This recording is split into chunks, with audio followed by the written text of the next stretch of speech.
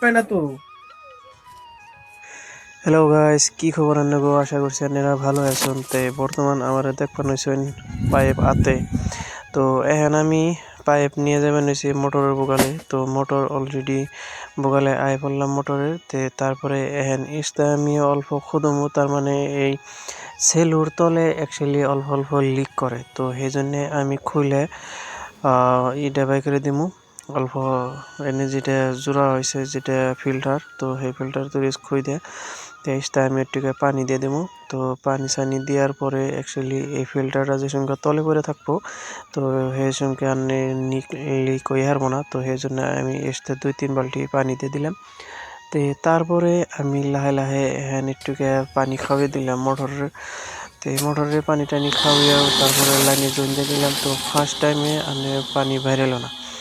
তারপরে আবার নেক্সট একবার পানি বাই করে দেওয়ার জন্য চেষ্টা করতেছি। তো তারপরে এখানে আমি আবারও পানি খাওয়াবো মোটরে।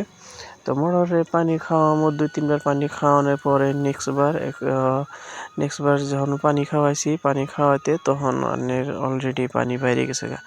তো এখানে আমি আবারও লাস্ট, তার মানে আরেকবার করবো পানি বাই করার চেষ্টা করার পরে পানি বাইর হলো, মোটরে পানি বাইর হলো। তারপরে এক দেবার পরে এনে যে গাতা আছে, সেই গাতায় পানি বোঝাই হওয়ার পরে আমি করলাম, মোটরটা বন্ধ করে দিলাম। বন্ধ করে দিয়ে তারপরে পাইপ আছে, সেই পাইপটা আমি লাগিয়ে দেবো মোটরের বুকলে। তো এই যে দেখবেন হয়েছেন, এটা হয়েছে আমার আব্বার বুদ্ধি লাইন ফিট করার। তো এখানে আমি পানি দিমো হইলো যেনে আলি ফেলামো, তো সেই আলির মধ্যে পানি দিমো। তো পানি দিব এই জন্যেই, কারণ আলি ফেলা নাকবো, কেদা মাটি বানানো নাকবো। তো সেই জন্যে বর্তমান আলবা আছে শুকনা জায়গা, তো শুকনা জায়গায় আলি ফালাম না। তো শুকনা জায়গায় আলি ফালাইলে বহুত প্রবলেম হয়। তো সেই জন্য শুকনা জায়গায় আলি ফালাম না। তো এমনি করে আমি পাইপ গুনে করে নিলাম, সারিয়ে নিলাম। অ্যাকচুয়ালি গোল করা আসাল, ভাস করা আসাল। তো সেই জন্যে তো লাহে লাহে এমনি করে পাইপ ব্যাগটি আমি সারিয়ে নিলাম। তো অন্যরা দেখবেন হয়েছেন। তো পাইপ গুনে এমনি করে সারিয়ে তারপরে লম্বা করে টাইনে এনে মোটরের বুগালে ফিট করে নিলাম। তো অ্যাকচুয়ালি খেতে গুনে মোটরের গুনে ক্ষেতটাকে বহুত দূর আছে। তো এই যে এই মোটরের মুখে এখানে আমি বাঁধতে দিব এই পাইপটা।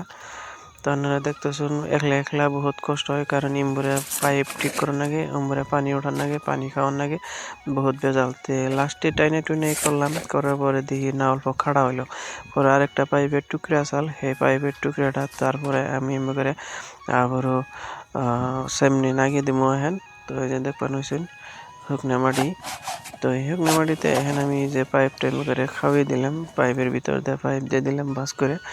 তো এখন ঠিক হয়ে গেছে গা। তো এখন আমি অলরেডি পাইপের মাথায় ফিতা পাইপটা বাঁধা দেবো ডক করে টিউবটা, নইলে পানি বেরোব। শক্ত করে বাঁধা রাখবো, নইলে ভালো হবো না।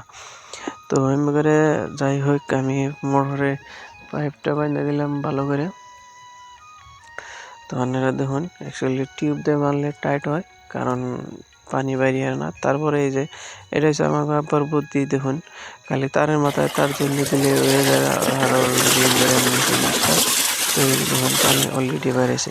তারপরে আমি খেতে পানি দিয়ে অলরেডি আরম্ভ করে দিলাম। তো এই জন্য বহুত জায়গা, তো 10 কেজি আলি ফালানো। তো বাদে আজকের জন্য ব্লগটি শেষ।